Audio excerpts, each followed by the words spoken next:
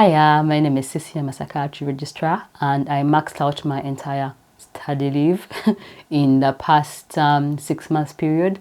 So every job, as you know, is 6 months and you're entitled to 30 days of study leave per year, which is roughly, that becomes 15 days of study leave in obviously 6 months.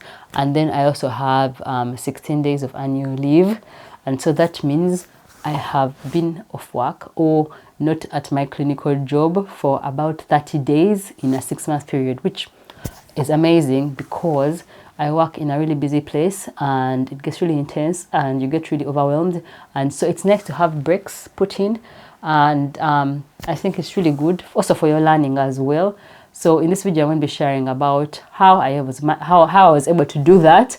And I also got an equivalent of nearly £5,000 for paying for my courses, conferences, transport and things.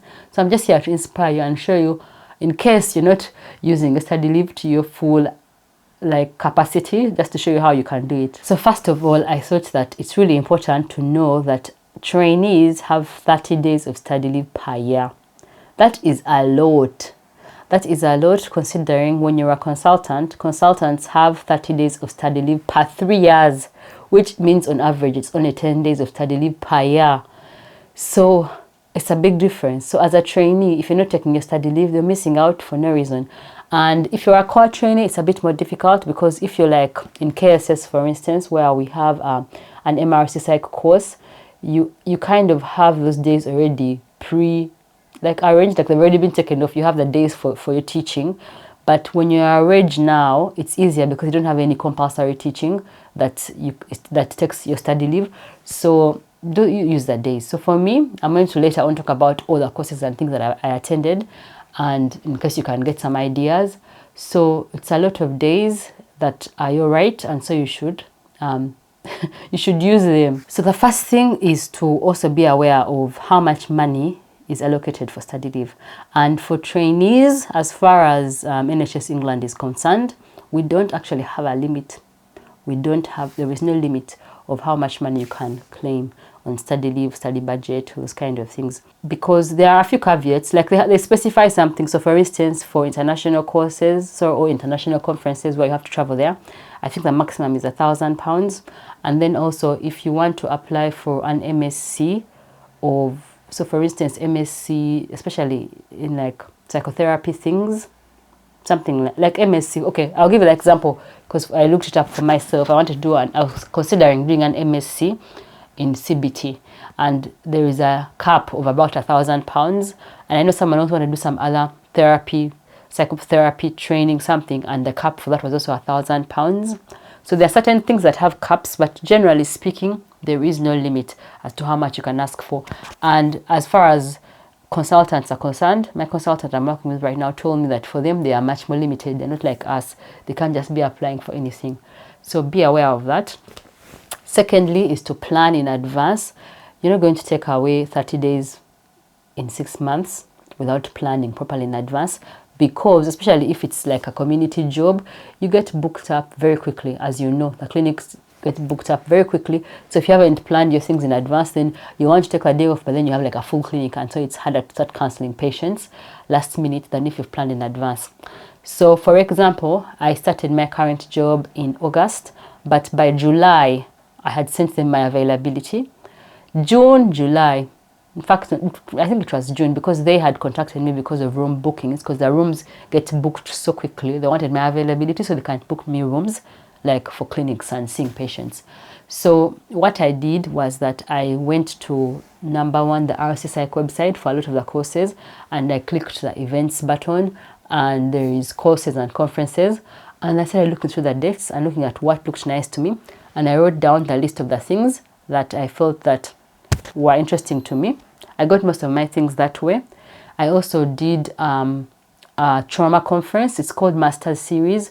If you Google Master Series Trauma Conference, you'll find the conference happens every year in Oxford in September. And I'm planning to also attend it this year, 2025 as well. And this time I think I want to go in person.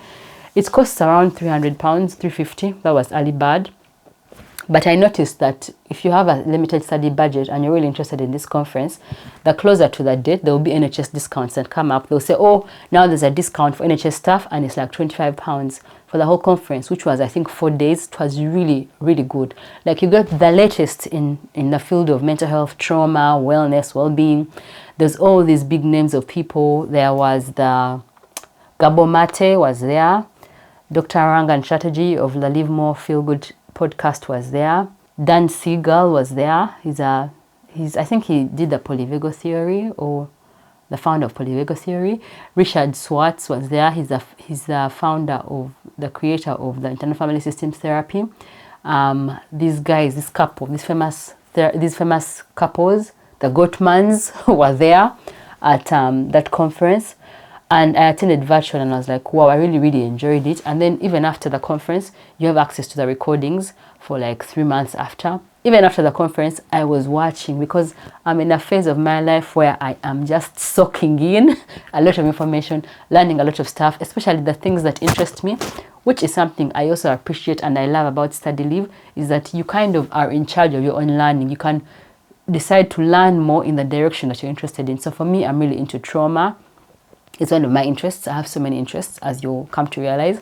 And I really enjoyed that conference, and I would highly recommend. And that's one of them. And that one, I found it on Instagram. I was just scrolling, and then I saw, and then I attended. Another thing I did that was not on the RC Psych website is I did the ADIR training. ADIR stands for Autism Diagnostic Interview Revised training. It's for it's a manual, it's a parental interview for autism assessment. And I did that because in my previous job, which was CAMS AOT, Assertive Outreach Team, I was working with a consultant called Dr. Rick Fraser, who actually taught me how to do autism assessments and using the ADIR, and we'll do them together. And he taught me how to do them, and then he advised me to go ahead and get further training. So it's a 3-day training online. There are a lot of providers. The one I used was called Hogrefe, and that was just because when I Googled, it's one of the first ones that came up, and also it was in the days that were like worked better for me, because there are a lot of providers, but also the days have to work for you. So that was that training was worth £950, I think, yeah, and it was on Zoom. Can you believe it? So expensive. That was the most expensive one thing I paid for out of my study budget. So the only thing is, as you know, that you have to pay for Study Live things in advance and then be reimbursed. They say that right now you can be paid back before you attend the thing, I think, because usually they want you to claim back after attending it. But now they're saying that you can actually pay for the course and then have the receipt and then claim before even attending. But that only counts for mandatory trainings. I guess like for if you are maybe looking to do the Section 12 training. But I think that's free. Well, no, I think it's for paying, yeah. So, but for ST4s and above, I don't see anything else that's compulsory. I can't think of anything that's compulsory, but you can look at the list of courses and things which are compulsory and which ones are optional. Most of these things are optional for me. Actually, everything. There was nothing that was mandatory. So anyway, the other things was I looked for them on the RC Psych website. So last year I did the whole series of CBT. So there was RC Psych has CBT like workshops one day. Like there was CBT for anxiety.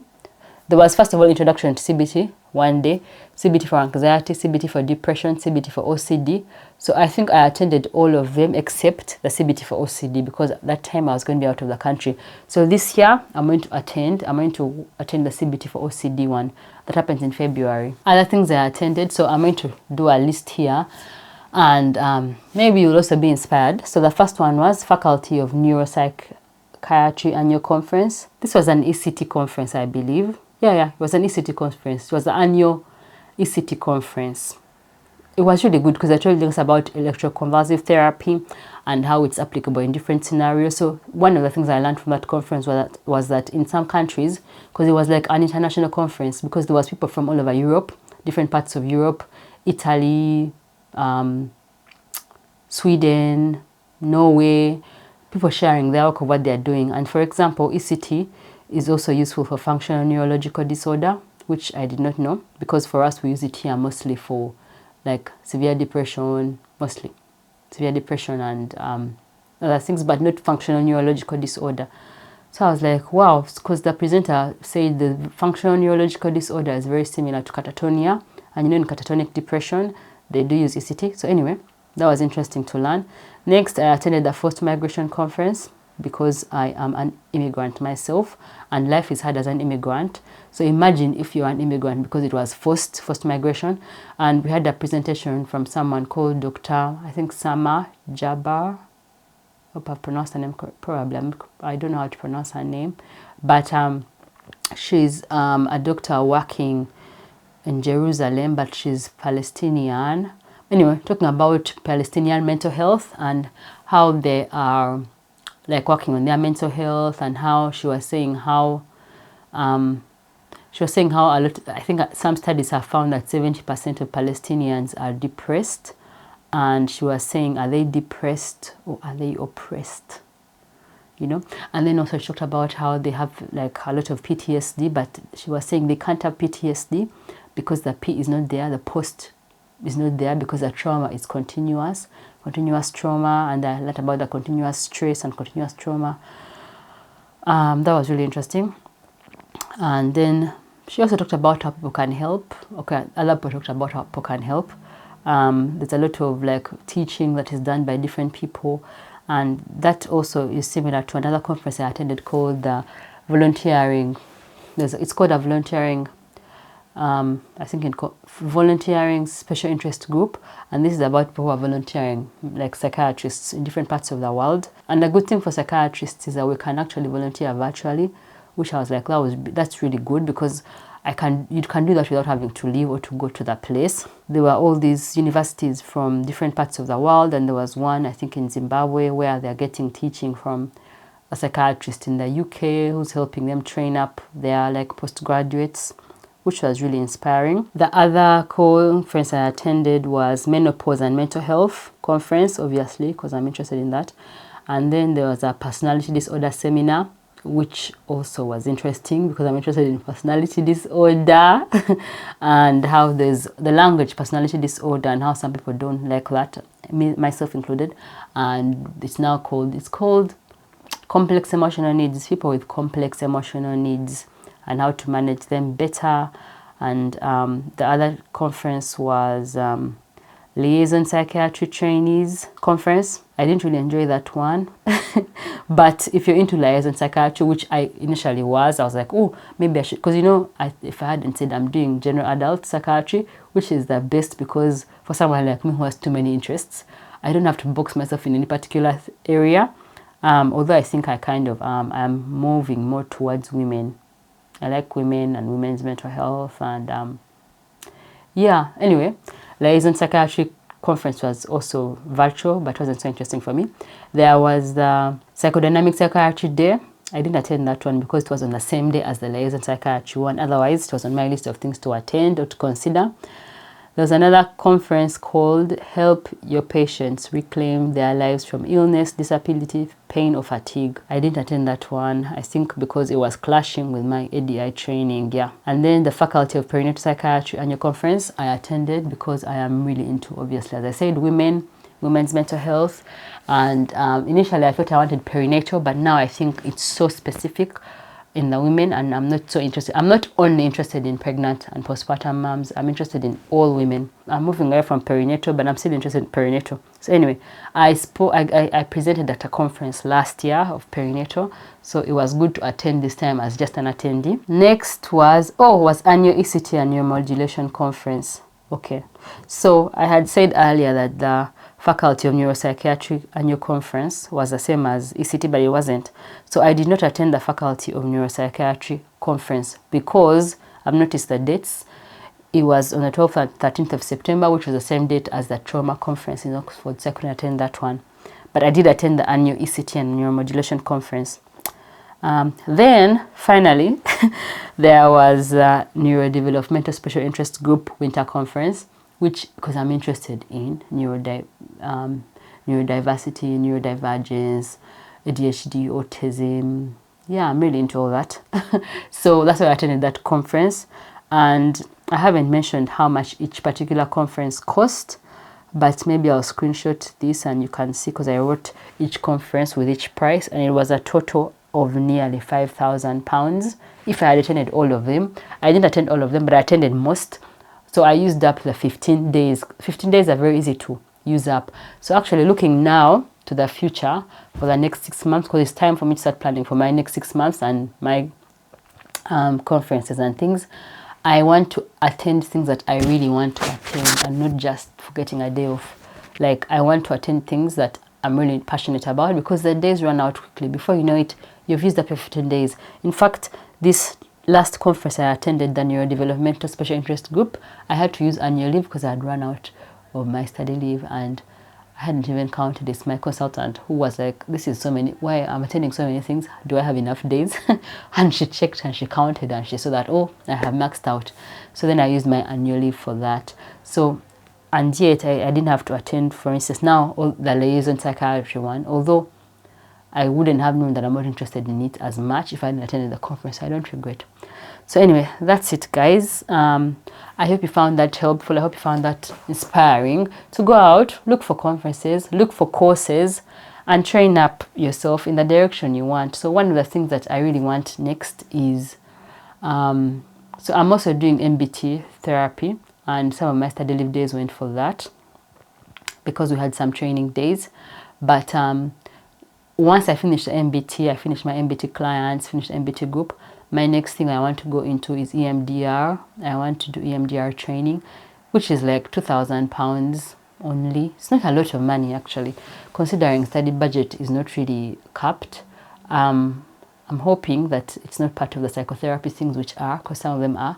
But even if it is, for me, I think it's worth it. Like, I'm really interested in, I want to get EMDR training because it's one of the ones that have the most evidence for single event trauma. Single event trauma, not like continuous trauma, like ongoing trauma, it becomes difficult, or not like multiple childhood trauma where it was so many different things, like not complex trauma, but single event trauma.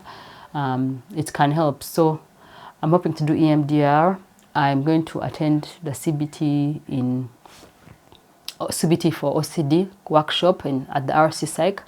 I also am planning to attend the Faculty of Medical Psychotherapy annual conference in 2025, but I'm speaking at that conference.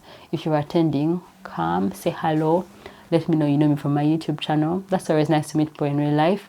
And yeah, I'm going to make a list of things, go through the website like I've said, plan my things, my days, and make sure I'm not clashing with my annual leave. Yeah, and also attend the trauma one as well. Anyway, that's it, guys. I hope you liked the video. Give it a thumbs up if you did, and let me know what conference you're attending down below, and see you in my next one. Bye.